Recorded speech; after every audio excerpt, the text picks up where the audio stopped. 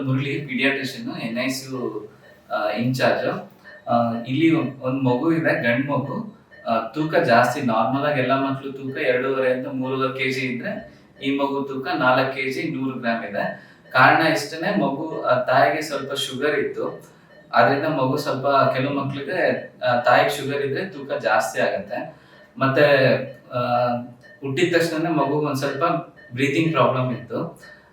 Breathing problem ಆಗೋದಕ್ಕೆ sugar ಇರೋದ್ರಿಂದ 2 ಕಾರಣ ಇರುತ್ತೆ. ಒಂದು ನೀರ್ ಜಾಸ್ತಿ ಕುಡಿದಿರೋದು, ಇನ್ನೊಂದು ಲಂಗ್ಸ್ ಮೆಚೂರ್ ಆಗದೆ ಇರೋದ್ರಿಂದ. ಅದಕ್ಕೆ ಮಗುನ ICU ಇಟ್ಟು ಆಕ್ಸಿಜನ್ ಎಲ್ಲ ಸ್ಟಾರ್ಟ್ ಮಾಡಿ ಶುಗರ್ ನ ಮಾನಿಟರ್ ಮಾಡ್ತಿದ್ವಿ. ತಾಯಿಗೆ ಶುಗರ್ ಇದ್ರೆ ಮಗುಗೆ ಶುಗರ್ ಕಮ್ಮಿ ಆಗೋ ಚಾನ್ಸಸ್ ಇರುತ್ತೆ. ಮಗುಗೆ ನಾವು ಶುಗರ್ ನ ಮಾನಿಟರ್ ಮಾಡ್ಕೊಂಡು ಬೇಕಾಗಿರೋ ಟ್ರೀಟ್ಮೆಂಟ್, ಆಕ್ಸಿಜನ್, ಗ್ಲೂಕೋಸ್ ಅಂತದೆಲ್ಲ ಕೊಟ್ಕೊಂಡು ನೋಡ್ಕೊಳ್ತಾ ಇದ್ವಿ.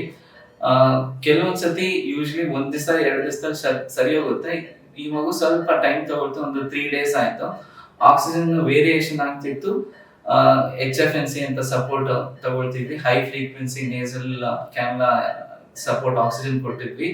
ಅದು ಬಿಟ್ಟು ಸ್ವಲ್ಪ CPAP ಅಂತ ಹೇಳ್ಕೊಟ್ಟು ಅದಾದ್ಮೇಲೆ ಕಮ್ಮಿ ಆಗಿದೆ. 2 days 15ನೇ ತಾರೀಕು ಹುಟ್ಟಿದ ಮಗು ನಾವು 18ನೇ ತಾರೀಕಂಗೆ ವಾರ್ಡ್ ಕಡೆ ಶಿಫ್ಟ್ ಮಾಡಿದ್ವಿ.